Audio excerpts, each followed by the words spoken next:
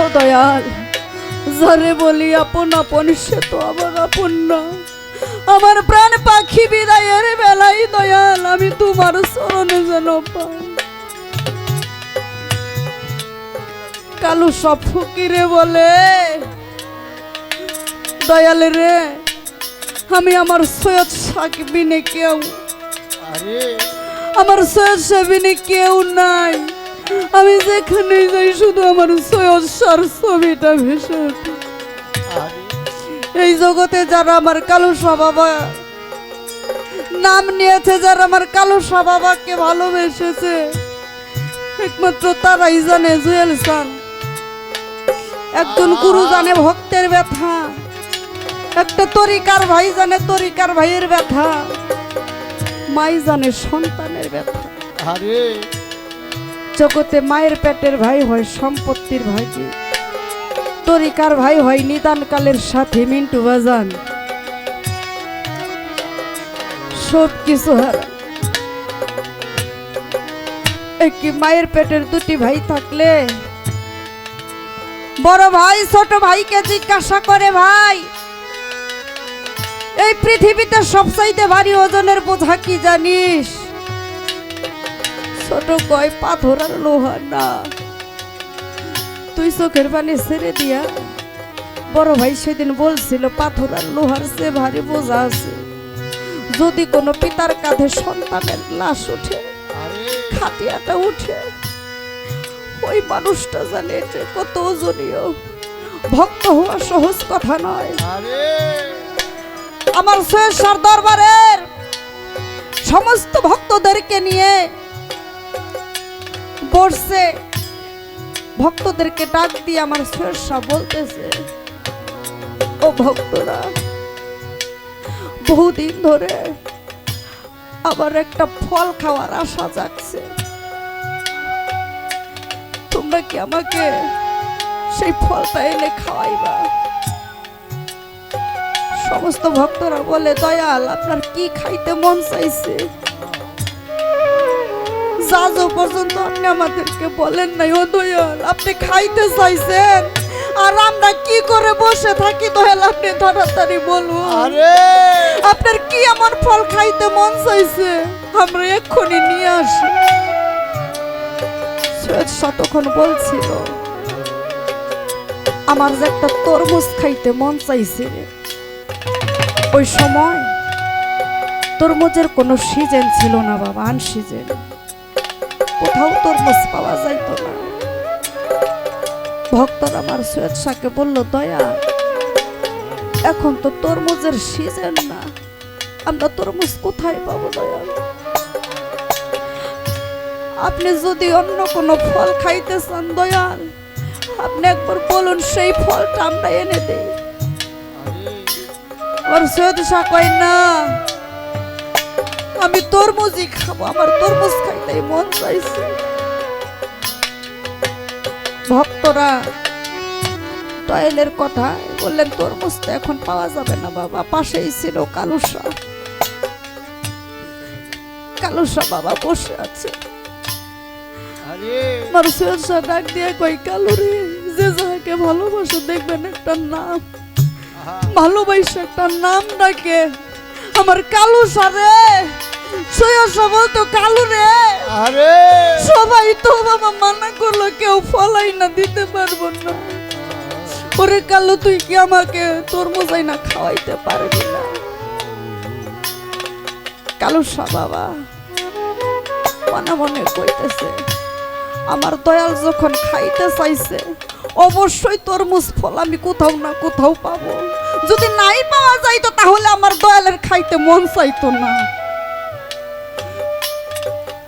আমি যাব বাবা,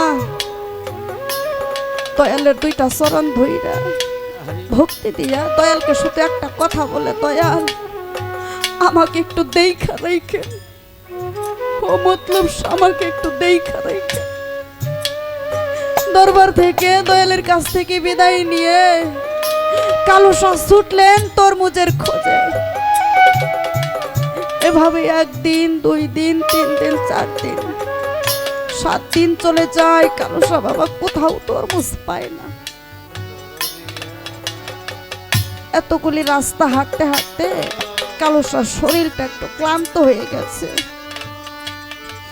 মাঘ মাসের শীত, একটা কাপড়ে, পাতলা একটা কাপড়ে কালুসা বের হয়ে গেছে।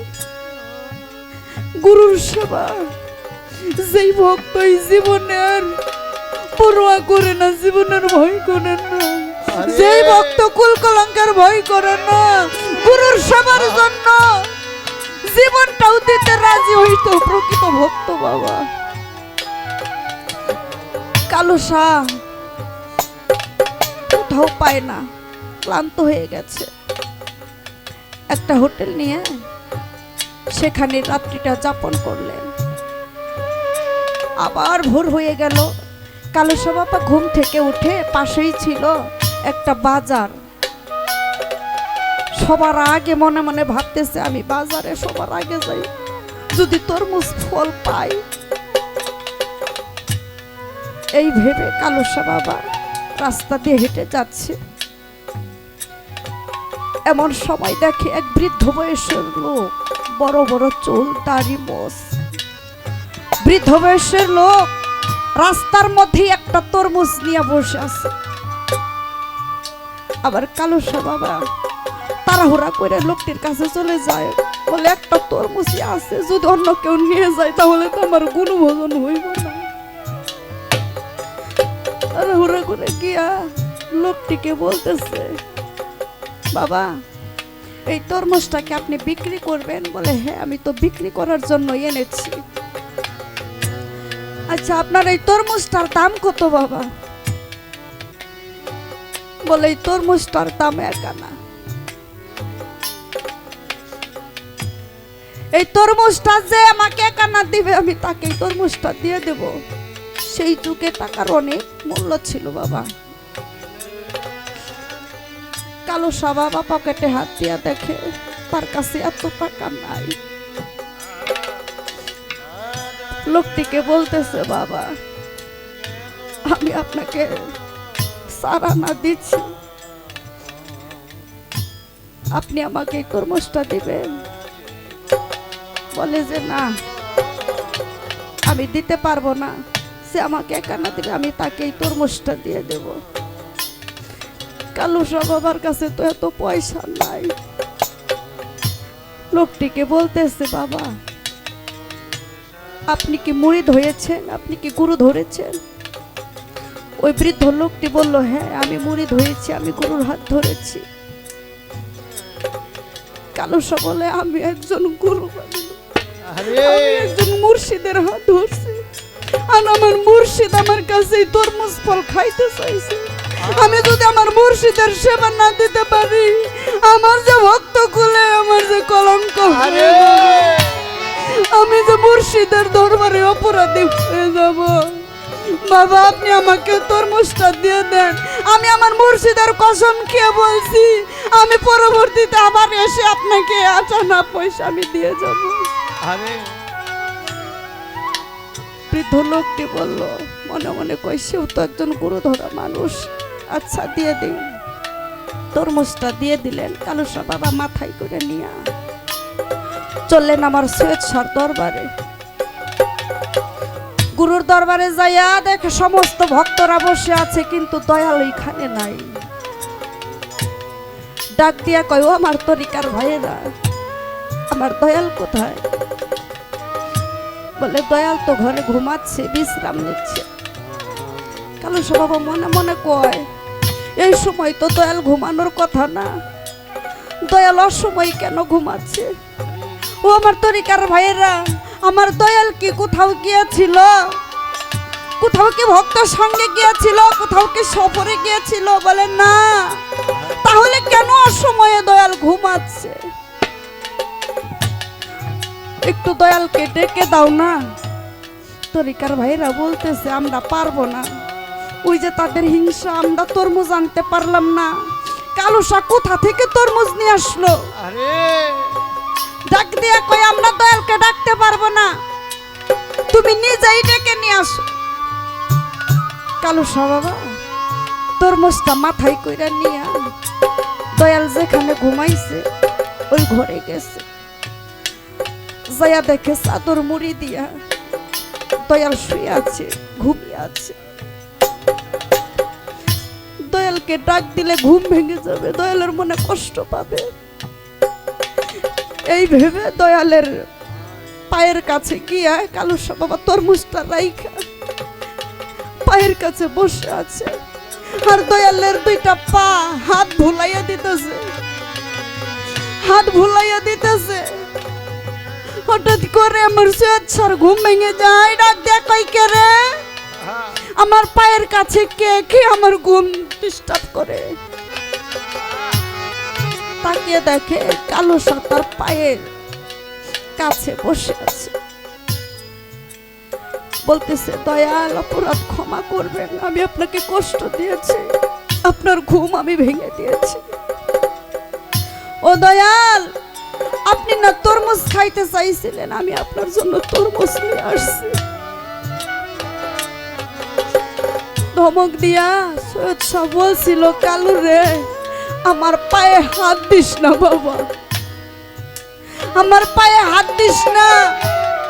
কালুসা কই কেন বাবা, আপনার পায়ে কি হয়েছে? বলে আমার চাদরটা সরা। কালুসা বাবা সৈয়দ শাহর পায়ের কাছ থেকে যখন চাদরটা সরায়, দেখে দয়ালের দুইটা পা রক্তে জর্জরিত হয়ে গেছে। কালুসা চোখের পানি ছাইরা দিয়া বলে, দয়াল আপনার এই অবস্থা কি করে হলো? বলে, কালুরে তুই জানিস না, এই 7টা দিন আমি তোর সাথে সাথেই ছিলাম। জানিস, তুই যখন আমার কাছ থেকে বিদায় নিলি তখন একটা কথা বলেছি, দয়াল আমাকে একটু দেখা রাখেন। আর আমি মুর্শিদ হয়ে, আমি দয়াল হয়ে আমি কিভাবে আমার ভক্তকে একা একা ছেড়ে দেই? তাই তো আমি তোর সাথেই ছিলাম। শুধু তাই নয় রে কালু, জানি যেই তরমুজটা তুই একটা বৃদ্ধ লোকের কাছ থেকে নিয়ে আসছিস, ওই তরমুজালা লোকটি আমি ছিলাম রে কালু, ওই তরমুজালা লোক আমি ছিলাম। এই জগতে যে মুর্শিদের হাত ধরছে, মুর্শিদ যে ওই ভক্তকে নিয়ে কত ভাবেই পরীক্ষা করে, একমাত্র ওই ভক্তরাই জানে। পরে আমি হারে যাব না সুখ সাগরে রে, মতলব সুখ পাইলে ভুলতে পারি, যদি সুখ পাইলে ভুলতে পারি, সাগরে পাইব তরি। যদি দুঃখ পেলে তোমারে মিলে, দুঃখ সাগরে পাইব তরি। ওরে যদি দুঃখ পেলে তোমারে মিলে, হে আমি দূর সাগরে মাইনা বাজে, দূর সাগরে মাইনা বাজে।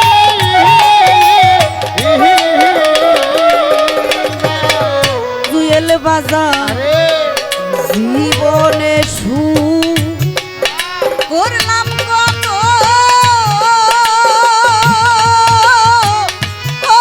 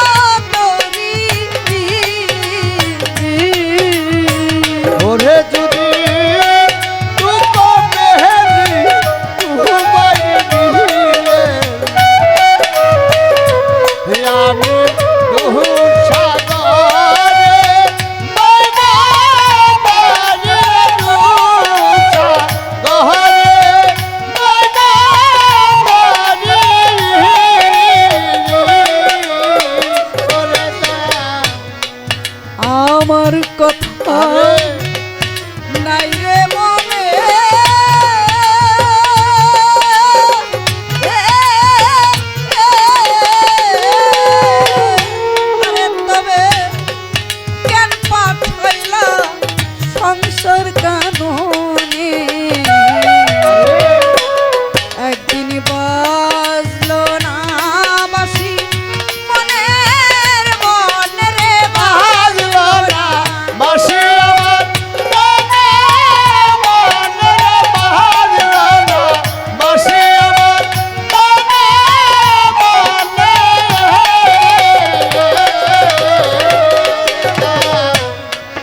আমার কথা নাই রে মনে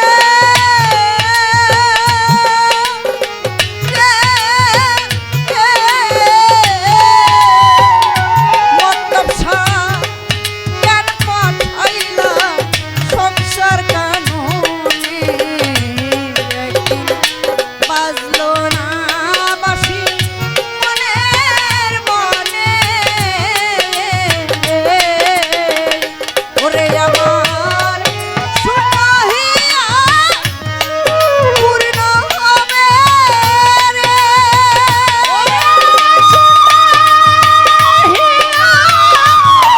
পূর্ণ হবে দয়া সুনাহিয়া পূর্ণ হবে রে তোরা বাজা পায়া তোমার কৃপা পারি হবে পায়া তোমার কৃপা পারি দু সাগরে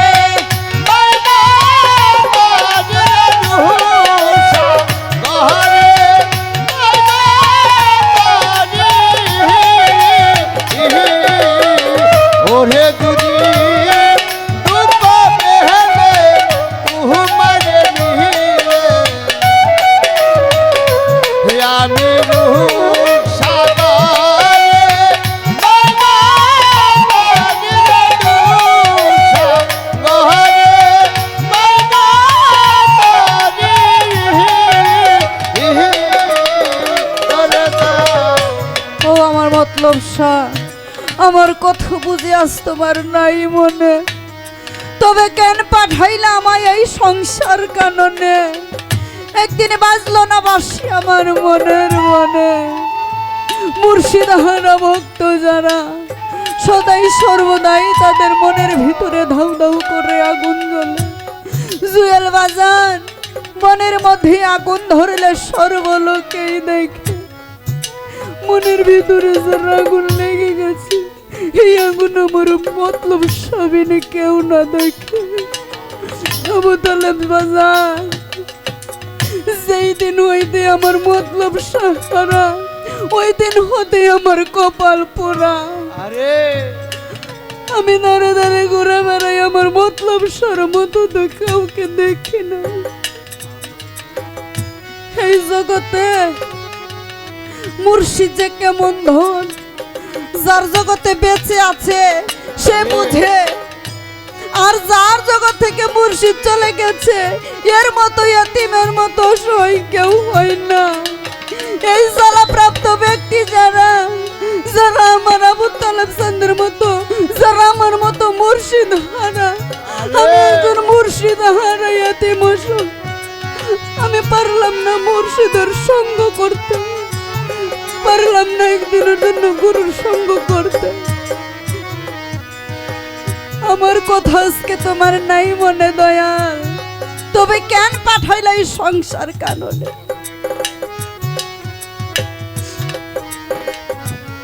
আমি এখানে এসে আমার আবু তালেব বাজানের সাথে ঘরের ভিতরে যখন কথা বললাম বাবাজি আমাকে এতটাই মহব্বত করে এতটাই ভালোবাসে যখন এসে শুনলাম বাবাজি কিছুদিন আগে স্ট্রোক করেছিল তার শরীরটা ভালো নাই আরে জেলবাজান ভালোবাসা যে কাকে বলে আরে মুর্শিদের সাথে যারা বাড়ছেন ওই মানুষগুলা বুঝে তরিকার ভাই নিতান কালের সাথী মায়ের পেটের ভাই হয় সম্পত্তির ভাই তাই সাধক বলেছেন ওরে দয়া আমার কথা নাই রে মনে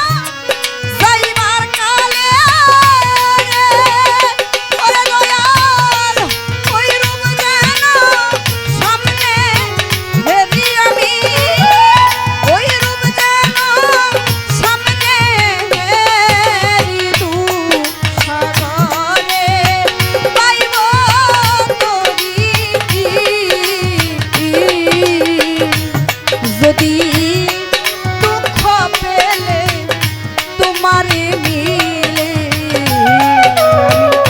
দুঃখ সাগরে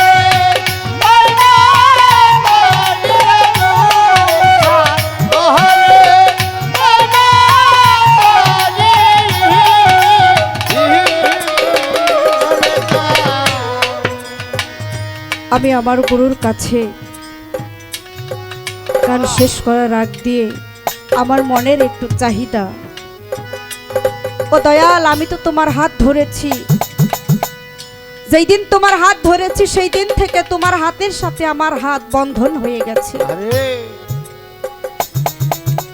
দয়াল গো, এই জগতে আমি তোমার রূপটা যেই রূপে দেখতেছি, যেভাবে আমি তোমাকে চিনতেছি,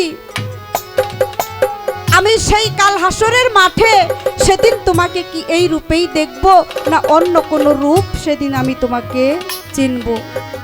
তুমি কি এই রূপেই থাকবা না সেদিন অন্য কোনো রূপ নিয়ে তুমি বসে থাকবা? আমার গুরুর কাছে আমার একটু জানার বাসনা।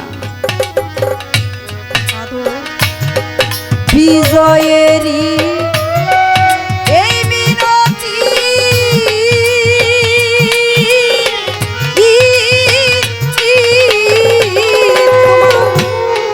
শ্রীচরণে থাকে রে মুক্তি, দয়াল হয় না যেন অন্য গতি হয় না জানাই আমার অন্য গতির হয় না জানাই আমার অন্য গতি। ওরে মুখে ঠাকুর গো বিন্দু বলে রে দয়াল, বাহির হইছে পরাণ পাখি আমার, বাহির হইছে পরাণ পাখি দু সাগরে পাইব তরি, যদি দুঃখ পেলে তোমারে মিলে দয়াল আমি দুঃখ সাগরে পাইব তরি, যদি দুঃখ পেলে তোমারে মিলে মতলব ছায় আমি দুঃখ সাগরে